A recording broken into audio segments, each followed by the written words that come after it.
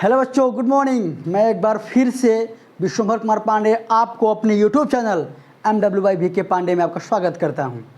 जैसा कि हर रोज़ की तरह आज भी मैं NCERT मैथ क्लास 10th लेकर के हाजिर हुआ हूं आपके बीच। जैसे कि मैं आपसे बात कर रहा था दो चरों वाले रैखिक समीकरण पे। क्लास शुरुआत करने से पहले मैं हर रोज़ की तरह आपको एक मोटिवेशन थाट ऐसा देता हूं जिससे आप भी ऊर्जावान होते हैं और हम भी, यानी हमें भी एनर्जी प्राप्त होती है पढ़ाने की और आपको भी देख करके एनर्जी मिलेगी पढ़ने की। चलिए पहले हम आपसे बात कर लेते हैं एक थॉट से। इस थॉट का मकसद और अर्थ भी समझेंगे और आपके अंदर एक जुनून भी पैदा करेंगे। देखिए थॉट यही है, जब तक इस संसार में शिक्षा का मकसद नौकरी होगा तब तक इस पूरे संसार में केवल नौकर पैदा होंगे।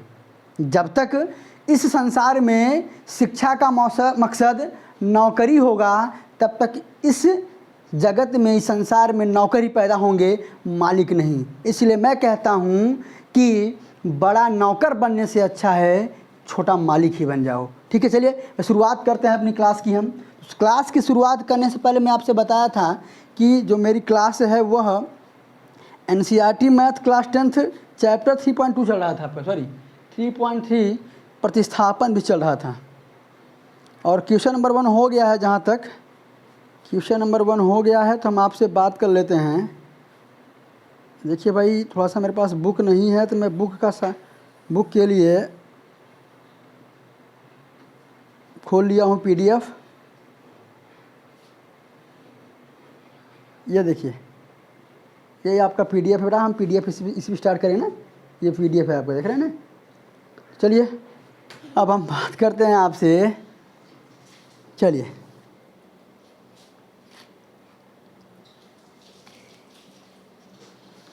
सवाल है आपका, पहला सवाल है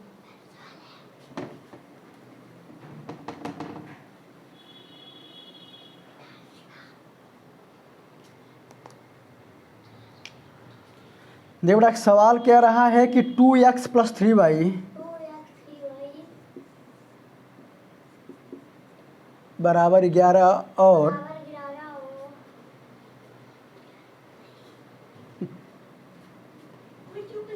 2x - 4y = 24 को हल कीजिए और इसमें m का मान ज्ञात कीजिए, जिसके लिए बड़ा इसमें हल भी करना है और आपको m की वैल्यू ज्ञात करनी है। पहली चीज़ आपको y बराबर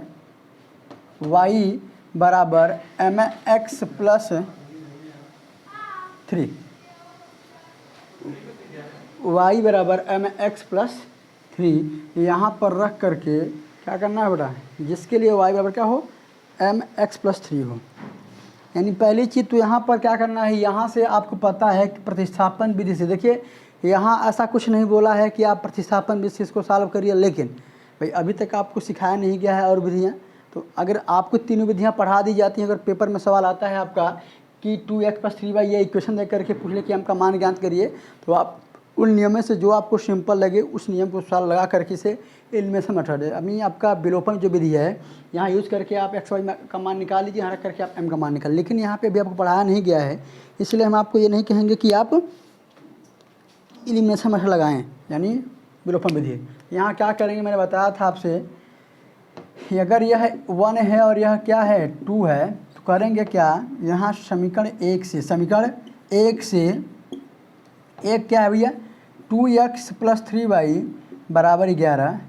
यहाँ से 2x बराबर करेंगे तो क्या हो जाएगा, 11 - 3y। यहाँ से केवल x निकालना होगा, तो 11 - 3y अपान में क्या, मैं बताया था क्या, इक्वेशन फर्स्ट से हम थर्ड बना लिए। अब थर्ड कहाँ रखेंगे, सेकेंड में। क्या करेंगे बेटा, समीकरण 3 से x का मान समीकरण 2 में रखने पर, ठीक। तो 2 क्या भैया, 2x - 4y = 24। यहाँ मैं क्या करूँगा, यहाँ केवल आपका x और y निकालूंगा, यहाँ पुट कर दूंगा, आपका m का मान आ जाएगा। ठीक है, देखिए बेटा रखिए मान, तो 2x की वैल्यू क्या है आपकी 11 minus 3y/2 minus 4y is equal to -24। देखिए बेटा क्या करना है, कुछ नहीं, एक काम करिए कि इस 2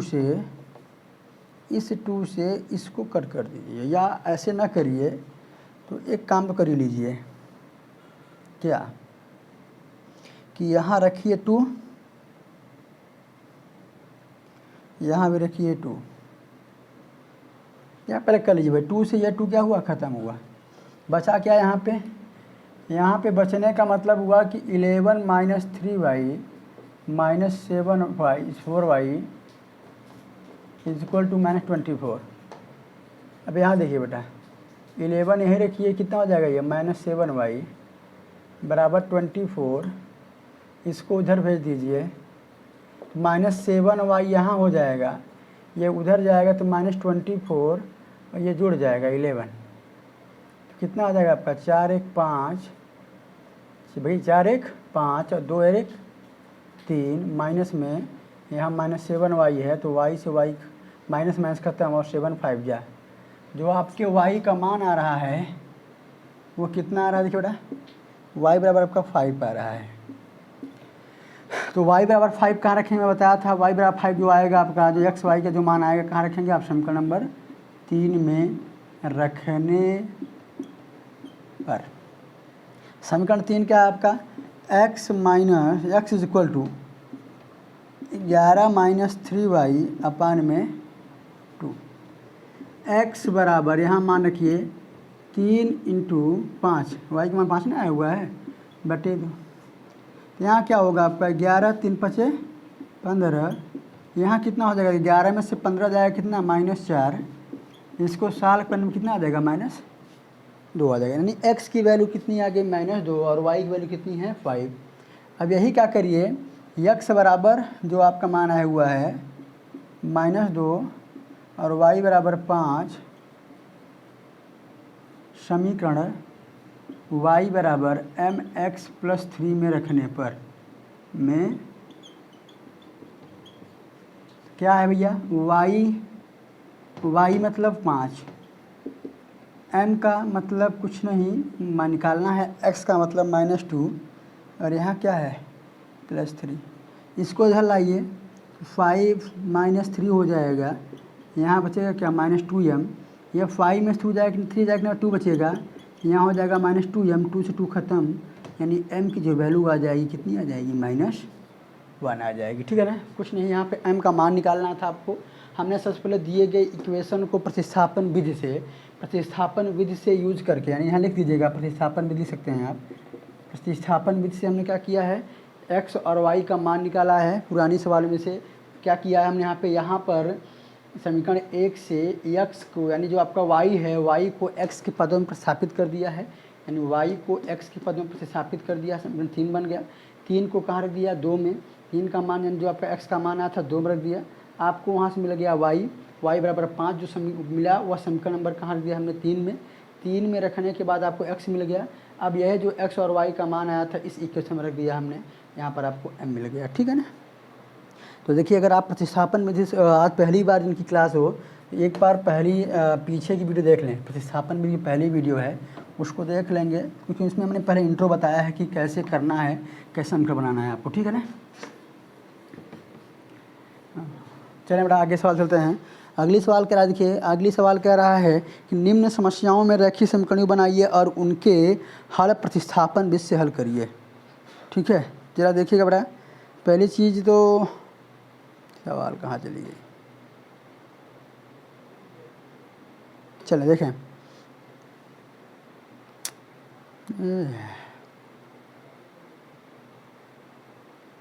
कितना तेज भाग,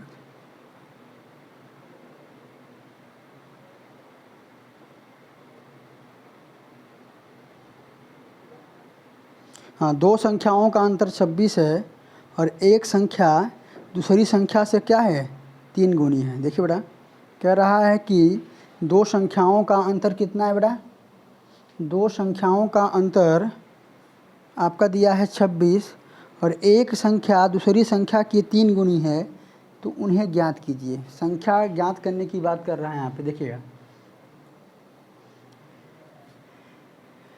यहाँ आप एक बात समझिए कि यहाँ यह कह रहा है कि दो संख्याओं का अंतर कितना है, 26 है। तो पहले आप मान लीजिए, माना पहली संख्या बराबर x। आप चैप्टर क्या पढ़ रहे हैं? आप चैप्टर पढ़ रहे हैं क्या? दो चरों वाला रैखिक समीकरण ही पढ़ रहे हैं आप। तो यहाँ क्या करिए, आपकी इच्छा है तो क्या करेंगे, इसको x और y के टर्म में माइलेट करेंगे। यह क्या है, माना पहली संख्या x, तो दूसरी क्या हो जाएगी, तब y हो जाएगी। अब आइए, यहाँ कह रहा है कि अकॉर्डिंग टू क्वेश्चन, कह रहा है कि दो संख्याओं का जो अंतर है वो कितना है, 26 है। दो संख्याओं का अंतर, स्टेप 1 देखिए बेटा, कुछ नहीं, स्टेप 1 में एक संख्या दूसरी संख्या का अंतर कितना है, 26 है। यही हो गया आपका यहाँ पर एक बहुपद एक हो गया। फिर कह रहा है कि एक संख्या दूसरी संख्या की 3 गुनी है। यहाँ देखिए बेटा, स्टेप 2 देखिए, एक संख्या दूसरी संख्या, देखिए ना, एक संख्या दूसरी संख्या की कितनी गुनी है, 3 गुनी है, 3 गुनी है। तो हो गया बेटा, यहाँ इक्वेशन ये, यहाँ पे इसको सेकंड बना लीजिए। देखिए मैं इसलिए यहाँ कह रहा हूँ ऐसा कि ऑलरेडी यहाँ पे क्या है, x की वैल्यू मिल गई है और यही वैल्यू आप यहाँ पुटअप कर दीजिए। अब यहाँ ये मत करिए कि x - 3y कर लीजिए, 2 बनाएं, फिर 1 से 3 बनाएं, ये थोड़ा सा गेम थोड़ा सा लंबा हो जाएगा। तो यहीं पे ऐसे कर लीजिए। फिर समीकरण यहाँ लिखिए, समीकरण 2 से x बराबर 3y समीकरण 1 में रखने पर, रख दीजिए बेटा। x की वैल्यू क्या है, 3y - y 26, कितना आ जाएगा, 2y बराबर 26। ये ख़त्म होके y का मान आ जाएगा 13। बेटा x क्या हो जाएगा फिर, अगर मैं बात करूं तो इसमें x क्या हो जाएगा, तब यही जो y का मान है, जो आपको y मिला हुआ है, कहाँ दीजिए, समीकरण नंबर y बराबर 13 कहाँ दीजिए, समीकरण नंबर, चाहे जहाँ दीजिए, चाहे 2 में चाहे 1 में, 2 में रख दीजिए। हमने बताया था जिसको आप एक बार टच करें उसको दोबारा टच न करें, तो इसमें ज़्यादा, इसमें क्या कन्फ्यूजन नहीं होगा आपको। एक बार इसको टच कर लीजिए, दोबारा टच कीजिए इसको। तो यहाँ देखिए बेटा, y का मान 13 कहाँ है, समीकरण नंबर 2 में, तो x बराबर 3y, तो y का मतलब 13, तो जो x की जो वैल्यू आ जाएगी वो आपकी आ जाएगी 39। बस हो गया बेटा, x का मान क्या आ गया, 39, और y का मान क्या आ गया, मतलब जो कह रहा था पहले, यानी इनका अंतर देख लीजिए, 39 में से 13 जाएगा तो भी 26 आएगा, और जो आपका x है, देखो बेटा, ये दोनों आपस में बराबर होंगे ना। चेक कर लीजिए, यहाँ भी रखेंगे तो भी यहाँ पे रखने पे इसका मान, यानी जो इसको सेटिस्फाई करना चाहिए, जो इक्वेशन दिया है, ये जो वैल्यू दिया गया है, इनको रखने पर सेटिस्फाई कर रहा है, तो आपको आंसर चेक करने की कोई आवश्यकता नहीं है। आप यहीं क्लियर कर लेंगे मेरा आंसर सही है कि गलत है, ठीक है ना। कुछ नहीं किया गया है, कह रहा है कि दो संख्याओं का अंतर 26 था और एक संख्या दूसरी संख्या की 3 गुनी थी, तो आपको संख्याएँ ज्ञात करनी थी। मैंने पहली संख्या x मान ली, दूसरी संख्या y मान ली। फिर क्या किया हमने, स्टेप 1 में क्या किया है हमने कि दिया है पहले अकॉर्डिंग में कि पहली दूसरी से दो संख्याओं का अंतर, तो एक दो संख्या का अंतर बराबर कितना, 26 है। फिर कह रहा है कि जो पहली संख्या है दूसरी संख्या की 3 गुनी है, ऐसे मान लीजिए आपका, ठीक है। तो पहली संख्या है 13 गुनी, 39 है ना, दूसरी की 3 गुनी है कि नहीं है भाई, दूसरी क्या है आपकी 13 है, 13 की 3 गुना आपका 39 है, तो आपका मतलब मिल गया है आपको, ठीक है। अब अगला सवाल चलें बेटा। अगला सवाल यह जो बता रहे हैं आपका, ये तीसरा का क्या था, यह क्वेश्चन नंबर 3 का पहला था, है ना। अब चल रहे हैं कहाँ, क्वेश्चन नंबर दूसरे में, तीसरे के दूसरे में, देखिए बेटा, तीसरे के दूसरे में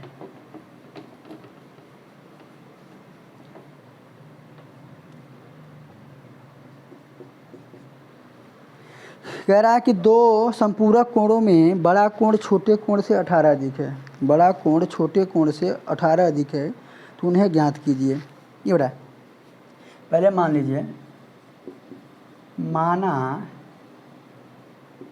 बड़ा कोण बराबर x डिग्री तथा बड़ा है छोटा कोण बराबर y डिग्री। क्या कह रहा है? समपूरक। किसकी बात कर रहा है? समपूरक कोण समझ लीजिए क्या होता है, पहले यहाँ लिख दे रहा हूँ मैं।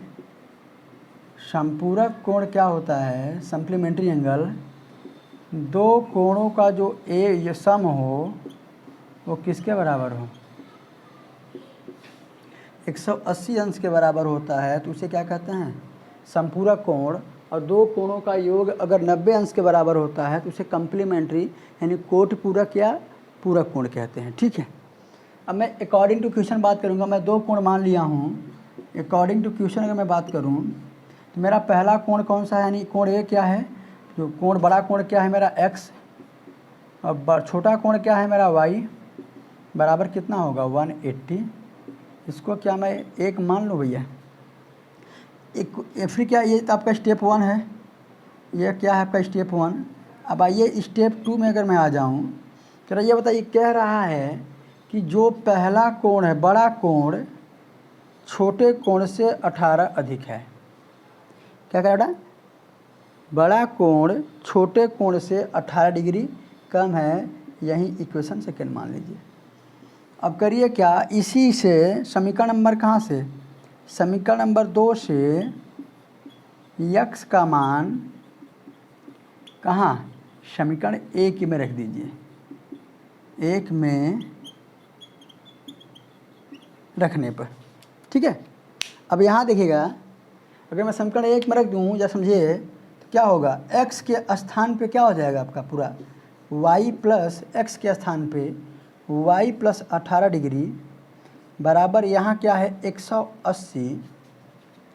अब जरा देखिए बेटा, यहाँ y रह जाएगा, इसको उधर भेज दीजिए, तो 180 में से 18 माइनस हो जाएगा। ठीक है ना, तो यहाँ कितना आएगा देखिए, अगर y बराबर निकालें हम तो 10 में से 8 गया आपका 2 आ जाएगा। यहाँ क्या बचा, 7 में से 1 गया 6, 162 डिग्री क्या आ जाएगा बेटा? यानी यहाँ देखिएगा 10 में से 8 गया 2 और 7 में से 1 गया 6, और आपका यहाँ क्या बचा, आपका 1 बचा, तो y का मान कितना गया 162। अब ये जो y का मान जो प्राप्त हुआ है y बराबर 162 डिग्री, इसको कहाँ रख दीजिए? समीकरण नंबर 2 में रख दीजिए। समीकरण 2 हम क्या बनाए हैं, x बराबर y प्लस 18, y प्लस 18। तो यहाँ पर x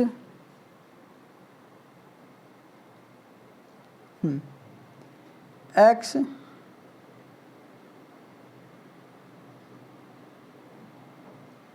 कहाँ है भैया, y प्लस क्या है 18 है।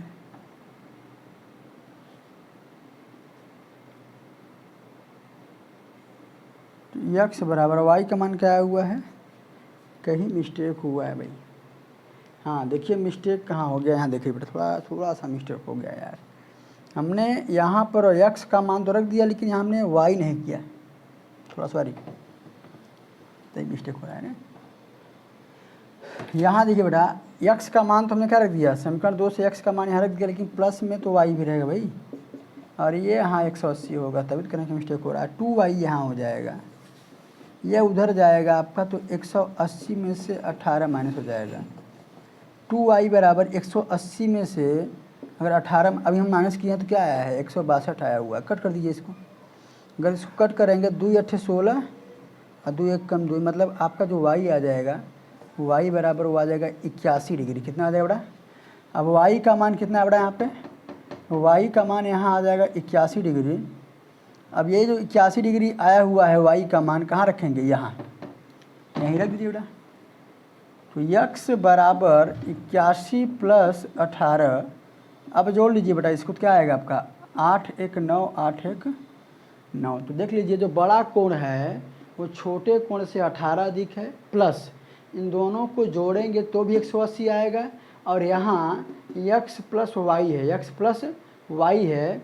अगर आप यहाँ पर y का, छोड़िए इसको, माइनस वाई कर लीजिए, घटाएंगे तो 18 आएगा। मतलब अगर दोनों कोणों को जोड़ने पर 180 आएगा और दोनों कोणों को घटाने पर आपका 18 आएगा। मतलब यही था, यहाँ यह था कि पहला कोण पहला कोण जो है दूसरे कोण से कितना अधिक था, आपका 18 अधिक था। तो हमने क्या किया है कि x बराबर वाई प्लस 18। पहला कोण कितना है 81, और सॉरी y का मान कितना है 81 और x का मान कितना है, तो ये x है वो इससे y से कितना अधिक है, 18 अधिक है। ठीक है ना। देख लीजिए बेटा, यही है। अगला चलते हैं बेटा, क्वेश्चन नंबर 3 चलते हैं इसी का। तीसरा देखिए,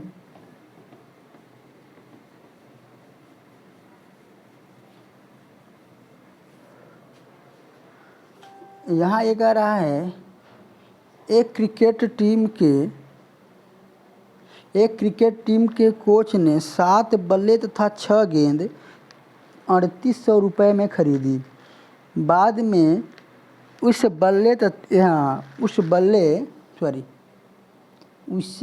3 बल्ले तथा 5 गेंद रुपये 1750 में खरीदे। प्रत्येक बल्ले और प्रत्येक गेंद का मूल्य क्या होगा। यहाँ के पहले मान लीजिए, यह तीसरा सवाल है। तो माना किसकी बात कर रहा है, उसकी बात कर रहा है क्रिकेट टीम के कोच ने 7 बल्ले 6 गेंद, मतलब माना एक बल्ले का दाम x रुपये तथा एक गेंद का दाम y रुपये। अब आइए according to question step one क्या कह रहा है बेटा। स्टेप 1 के बाद कह रहा है यहाँ कि 7 बल्ले 6 गेंद, 7 यानी एक बल्ले का दाम x रुपये, तो 7 बल्ले का दाम 7x रुपये। एक गेंद का दाम y रुपये, तो 6 गेंद का दाम 6y, मिला करके कितना होता है 3800 रुपये। फिर क्या कह रहा है, बाद में इसने 3 बल्ले तथा 5 गेंद, 3 बल्ले मतलब 3x। स्टेप 2 चल रहा है बेटा ये। 3 बल्ले 5 गेंद मिला के कितना 1750 रुपये, कितना। अब यहाँ आपको बनाना पड़ेगा समीकरण नंबर 3। देखिए ये आपका 1 हुआ, इसको आप 2 मान लीजिए, है ना। अब यहाँ लिखेंगे क्या, वही समीकरण 1 से। अगर 1 से लिखे हुए हैं, यहाँ लिख रहा हूँ मैं, तो 7x बराबर 3800 माइनस 6y। x निकाल लीजिए तो क्या हो जाएगा यहाँ पे 3800 माइनस 6y अपान में 7, इक्वेशन कितना 3rd। अब यही वैल्यू कहाँ रखेंगे हम, समीकरण 3 से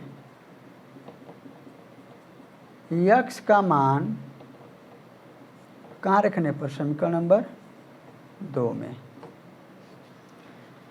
तो 2 क्या है आपका 3x प्लस 5y बराबर 1750। 3x की वैल्यू क्या है भाई, पूरा मान रख दीजिए, माइनस 6y बटे 7। ठीक है, तो x की वैल्यू रखी गई, प्लस कितना है प्लस 5y बराबर 1750। अब ज़रा देखिएगा कि कुछ मत करिए, इसमें कटने वाला कुछ है तो नहीं कि आप कट कर दें। अगर इच्छा है तो एक चीज़ कर सकते हैं, ये कट जाए तो 7 5 12 एक 3 से नहीं कटेगा ये, कुछ मत करिए, गुणा ही कर दीजिए। क्या 3×6 18y माइनस 3 0 0 3 0 0 3 बटे 24 4, और आपका क्या हुआ 3 त्रिका 9 2 11 भाई 3 0 0 3 0 0 3 बटे 24 3 त्रिका 9 2 11, ये गुणा हो करके बटे 7 कर लीजिए, प्लस 5y बटे 1 कर लीजिए। तो चलिए देखते हैं बेटा। अच्छा ये थोड़ा सा ऊपर करते हैं, शायद दिख नहीं रहा हो आपको। तो इस चीज़ को हम कहाँ करेंगे, आपका ये ऊपर कर रहे हैं। तो गुणा करने पर क्या है बेटा, 3 शून्य शून्य, 3/24, 3 का 9 2 11 है ना, माइनस आपका त्रिछाक 18y बटे में 7 प्लस में 5y बटे 1 1750।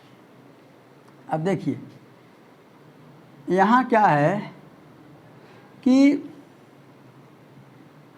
ये हो जाएगा 11,400, जब इनका एलसीएम लिया जाएगा तो ये 7 आएगा। क्या आएगा? 7। कितना आएगा भैया? 7 आएगा।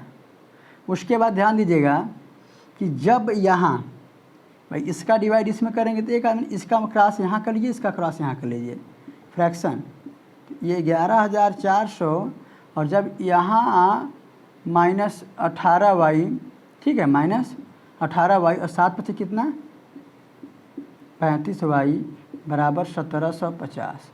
ये जो बचा है इसका गुणा यहाँ, इसका गुणा यहाँ, यानी इनका यहाँ कर दीजिए इनका, तो ये वही आएंगे 11,400 आएंगे। अब 35 में से 18 जाएगा तो कितना आ जाएगा 17y आ जाएगा। यहाँ गुणा कर दीजिए 7 शून्य शून्य, 7 पचे 35, 7 सत्ते 49 है ना, 49 3 52 2 5, 7 कम 7 और 5 12। फिर देख लीजिए बेटा 7 शून्य शून्य, 7 पचे 35, 5 हासिल 3, 7 सत्ते 49 50 52 2 है ना, 7 कम 7 5 12। ये माइनस 17y नहीं होगा, क्यों? क्योंकि बेटा यह माइनस में है, यह प्लस में है, ये बड़ा है छोटा है, प्लस में आएगा, मतलब ये 17y हो जाए।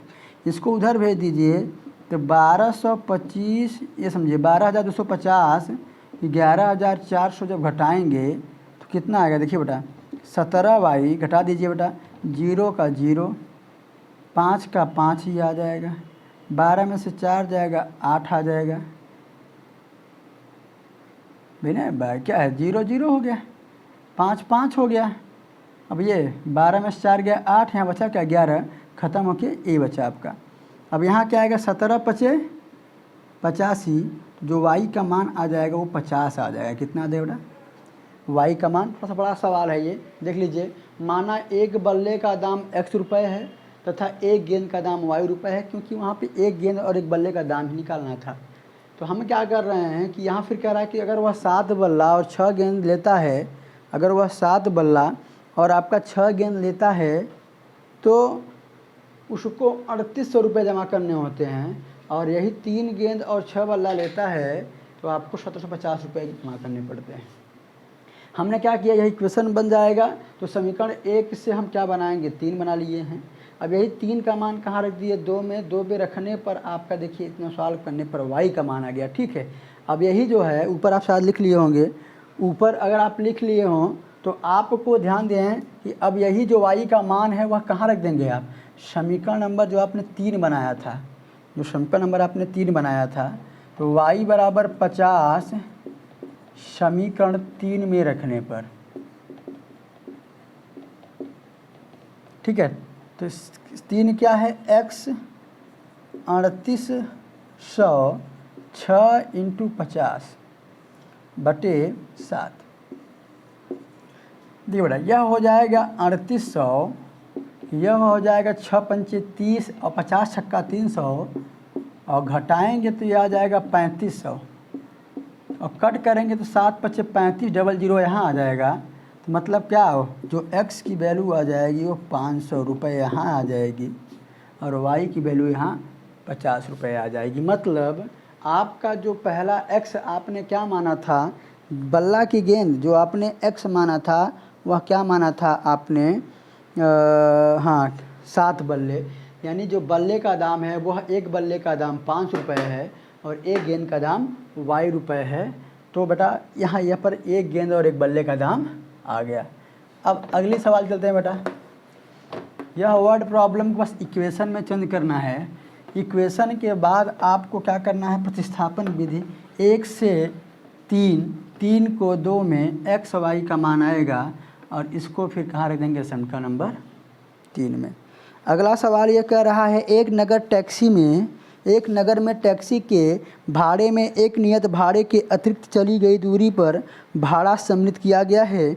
10 किलोमीटर दूरी के लिए 105 रुपये, 15 किलोमीटर दूरी के लिए 155 रुपये। नियत भाड़ा तथा प्रति किलोमीटर भाड़ा क्या है? एक व्यक्ति की 25 किलोमीटर यात्रा करने के लिए कितना भाड़ा देना पड़ेगा? सुनिए पहले बात सुन लीजिए। मान लेते हैं कि आपको कहीं जाना है, जैसे मैं अपने रूम से रामबाग यानी इलाहाबाद में एक रामबाग स्थान है, मुझे वहाँ जाना है। अगर तो अगर रामबाग जाऊँगा तो रामबाग मेरे रूम से जो उसका डिस्टेंस है लगभग 9 या 10 किलोमीटर, मैं 10 मान ले रहा हूँ, 10 किलोमीटर है। लेकिन यहाँ ये है कि अगर मैं अपने रूम से कहाँ के लिए बैठ जाऊँ? एडीए के लिए, यानी यहाँ सुनिए, यहाँ से मान लेता हूँ मैं कि मेवालाल बगिया के लिए बैठ जाता हूँ। अगर मैं मेवालाल बगिया के लिए बैठूँगा तो वहाँ का भाड़ा एकदम फिक्स है। वहाँ का भाड़ा ये फिक्स है कि जैसे कि नहीं, एक नियत भाड़ा फिक्स है कि आप मेवालाल बगिया जाएंगे तो आपको 5 रुपये देना पड़ेगा। अगर उसके बाद अगर आप मेवालाल बगिया के बाद अगर आप जाना शुरू करते हैं तो आपके भाड़े में क्या होगी? वृद्धि होगी। क्या होगी? वृद्धि होगी। तो यहाँ यही कह रहा है कि अगर प्रति किलोमीटर वह जाता है 10 किलोमीटर तो वह 105 रुपये जमा करता है। किसके अलावा? अतिरिक्त के, ये इसके अलावा, नियत के अलावा। भाई ऐसा तो नहीं है कि अगर आपको मेवालाल बगिया रामबाग जाना है तो मेवालाल बगिया तो जावा ही करोगे ना, तो उसका भड़वा तो आपको नहीं देना पड़ेगा। यहाँ छूट दिया गया है कि मान लेते 2 रुपये, 3 रुपये, 4 रुपये है। लेकिन उसके मेवालाल बगिया के बाद अगर आप कहीं जा रहे हैं और कहीं जा रहे हैं, प्रति किलोमीटर का भाड़ा बढ़ रहा है, यहाँ ये कह रहा है। तो पहली चीज़ तो आप ये देख लो कि माना नियत किराया क्या है और अतिरिक्त दूरी का किराया क्या है, निकालना चाहिए। कह रहा है कि नियत भाड़ा तथा प्रति किलोमीटर का भाड़ा क्या होगा। तो पहले मान तो लीजिए, माना मेवालाल बगिया का भाड़ा, माना नियत भाड़ा बराबर x रुपये, ठीक है। या क्लियर भाड़ा कि आपको इतना रुपया देना पड़ेगा जब आप जाएंगे कहाँ? मेवालाल बगिया जाएंगे तो, ठीक है। फिर अतिरिक्त क्या है इसमें, क्या कह रहा है? इसमें कह रहा है कि तथा प्रति किलोमीटर, क्या? तथा प्रति किलोमीटर भाड़ा क्या मान लेते हैं? y रुपया, ये मैं मान ले रहा हूँ, ठीक है। नियत में x लगेगा। अब जैसे ही आप x नियत को क्रॉस करेंगे आपके भाड़े में क्या होगा? वृद्धि होगा। जो भी होगा यहाँ पे बताया जाए, उसका दाम बताया गया है। क्या क्या रहा है कि अगर मैं स्टेप 1 की बात करूं, स्टेप 1 में कह रहा है कि वह जाता है 10 किलोमीटर की दूरी तय करने के लिए। जरा सोचो यार, अगर रामबाग जाने से पहले वह तो यह नियत तो क्या है, इसको मैं लिख दे रहा हूँ, मेवालाल बगिया। यहाँ तो जाने पड़ेगा। अब ऐसा मत कहिएगा कि और कोई रास्ता होगा सर, मैं जो मेरा रूटीन में वो अपने रूटीन पे बात कर रहा हूँ। मेवालाल बगिया मुझे जाना ही पड़ेगा, तो मेवालाल बगिया का भाड़ा तो फिक्स है। अब वो कितना जा रहा है? 10 किलोमीटर। तो 10 किलोमीटर का भाड़ा कितना है बेटा?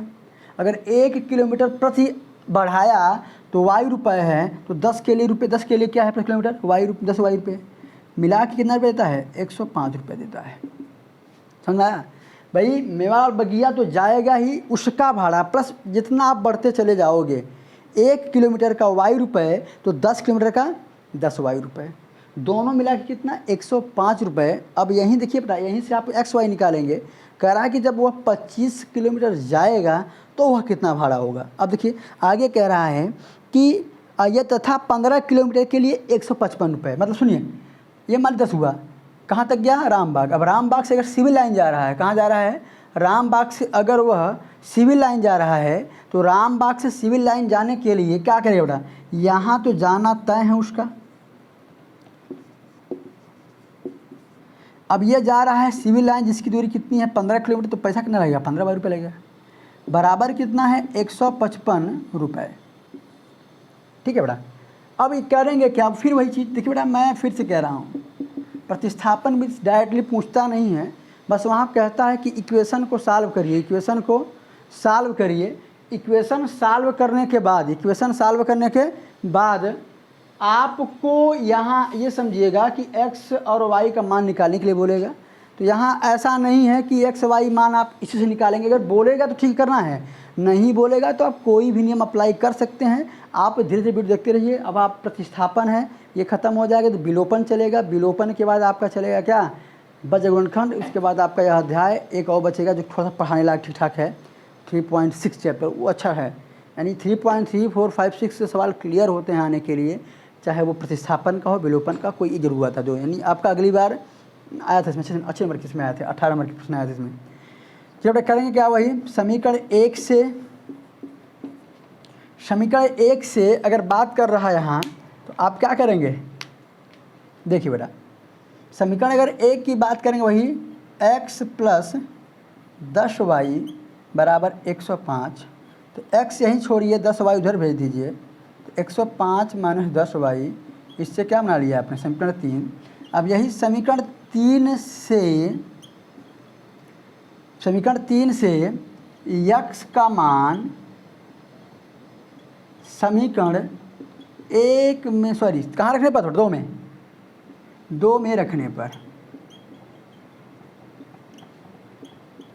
रखिए बेटा। मतलब कैसे रखिए, यह मान कहाँ रखेंगे, यहाँ 2 क्या है आपका x प्लस 15y बराबर 155, तो रख दीजिए बेटा। क्या होगा यहाँ पे, x का मान है 105 माइनस 10y प्लस 15y यहाँ दिया है बराबर 155। देखिए बेटा 10 में से 15 जाएगा या 15 में से 10 जाएगा, यहाँ देखिए क्या आएगा आपका 5y प्लस में आएगा, क्योंकि माइनस ये है प्लस, माइनस तो हो जाएगा लेकिन बड़ा कौन है 10 है, 15 है, जो नंबर बड़ा होता है उसी के चिन्ह आता है। अभी जब ये इधर आएगा कहाँ, 155 में से 105 जाएगा, 100 ख़त्म। और जब आपका देखिए बेटा 100 से 100 ख़त्म हो गया, ऐसे घटा लीजिए, फिलहाल समझाने के लिए आप थोड़ा लिख दे रहे हैं हम। तो 5 में से 5 गया 0, 5 में से 5 गया 0, और ये 5 यहाँ मतलब कितना बचा आपका भाई, 100 से 100 ख़त्म। 55 में से 5 जाएगा कितना 50, तो 5y बराबर 50, तो y का मान कितना आ जाएगा 10।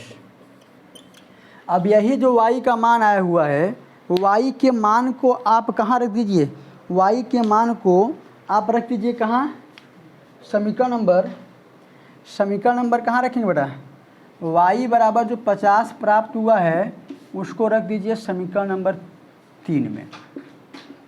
समीकरण 3 क्या है आपका, समीकरण 3 मैंने बनाया है, देखिए बेटा यहाँ x बराबर 105 माइनस 10 गुणित्ते, ये बेटा 100 x बराबर 105, कहाँ रखना है आप, इसको रखना था कहाँ, यहाँ रखना था ना, x बराबर 105 माइनस 10y।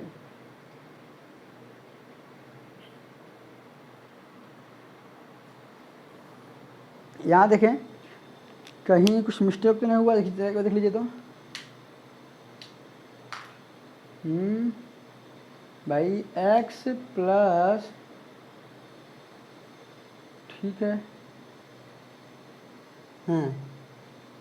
अब यहाँ क्या है बेटा, यहाँ इस जगह देखिए, यहाँ सॉरी यहाँ है आपका थोड़ा सा मिस्टेक हुआ है, हमारा जो मान आया हुआ है वो 10 यहाँ तो है ही, y मतलब आपका जो समीकरण है ये है माइनस 10y, तो x बराबर 105, y का मान कितना आया हुआ है 10, तो x बराबर 105 में से 100 ख़त्म, तो x बराबर कितना आ जाएगा 5, कितना आ जाएगा आपका, x बराबर आपका 5 आ जाएगा। अब समझिए ज़रा, जब x बराबर क्या, हमने यहाँ से y का मान निकाल लिया, x का मान निकाल लिया, आंसर अभी नहीं आया है। अब यहाँ यह कह रहा है, ये तो आपने क्या बताया है कि पहले कितना गया 10, फिर कितना गया 15, तो अब बताइए कि यह पुल कितना दूरी तय किया, 15 और 10 25 तो हो गया, लेकिन यहाँ पूछ रहा है कि जब वह पूरी दूरी 25 किलोमीटर तय करता है तो कितना लगता है। कुछ बच्चे क्या करेंगे कि भैया 15 10 25, 15 ये हुआ, 10 ये हुआ, 15 ये हुआ, तो भाई 15 यहीं 15 ये हुआ। यहाँ देखिए क्या कह रहा है कि अगर वह 25 किलोमीटर, कितना 25 किलोमीटर प्रति दूरी तय करता है, तो यहाँ ध्यान दीजिए बेटा x तो जाएगा ही नहीं, अरे अभी 10 जा रहा था, फिर 15 गया, अब कहाँ जाएगा वो भाई, यहाँ आप जोड़ लेंगे भैया 10 15 25 हुआ, 25 से यहाँ हुआ, 10 5 15 रुपये हो जाएगा, तो ऐसा गलत कर देंगे हम। अब पूछ रहा है कि अगर वह 25 किलोमीटर जाएगा तो 25 किलोमीटर जाने से पहले मेवाड़ बगिया भी जाएगा, तब कहाँ जाएगा 25 किलोमीटर, और किलोमीटर क्या है आपका वाई है, क्या है। अब पूछ रहा है कि कई रुपया जमा करेगा वो। तो बेटा x की वैल्यू आपने क्या निकाली 5, y की वैल्यू क्या निकाली आपने 10, ये हुआ 5, ये हुआ 250। अब पूरा जो वैल्यू आ गया आपका वो आ जाएगा 255 रुपये, आपके 25 किलोमीटर का रुपया हो जाएगा। 25 किलोमीटर का रुपया हो गया कितना 255 रुपये। देखिए बेटा कि वह नियत भाड़ा उसका x था, मैं बताया मेरा विज्ञा में जा रहा मेरा विज्ञा का, और प्रति किलोमीटर वृद्धि जब कर रहे तो y रुपया हो गया। स्टेप 1 बताया क्या कि जब वह जाएगा 10 किलोमीटर तो जाएगा किधर से, मेवाड़ बगिया होकर जाएगा, तो मेवाड़ बगिया का दाम x रुपये जुड़ेगा, और उसका 10 किलोमीटर बाहर जो अब 10 किलोमीटर गया हुआ है उसका भी रुपये जुड़ेगा, हुआ कितना 105 रुपये। यहाँ फिर वही 15 गया तो x ये भी जुड़ेगा, 15 इतना हुआ 155 रुपये हुआ। इसमें से समीकरण 1 से हमने क्या बनाया 3 को कहाँ रखा हमने 2 में, आपका क्या मिला y। अब यही y का मान कहाँ रख दिया हमने समीकरण नंबर 3 में, क्या मिलेगा x। यहाँ देखिए यहाँ तो क्या मिला x y, फिर कह रहा है तो ये बताइए कि अगर वह 25 किलोमीटर जाए तो कितना रुपये जमा करेगा। तो वही 25 किलोमीटर जाने के लिए उसको कहाँ जाना पड़ेगा, मेवाड़ बगिया जाएगा, तब न जाएगा 25 किलोमीटर। तो x प्लस 25 y, तो x का दाम 5 रुपये निकाला था आपने, 25 y का मतलब 10 रुपये निकाला था आपने, जोड़ने पर कितना है 255 रुपये। एक सवाल इसमें और बचा हुआ है, एक नहीं 2 बचा हुआ है, तो आप इसको लिख लीजिए, वो दोनों सवाल मैं आपका करवा दे रहा हूँ, है ना।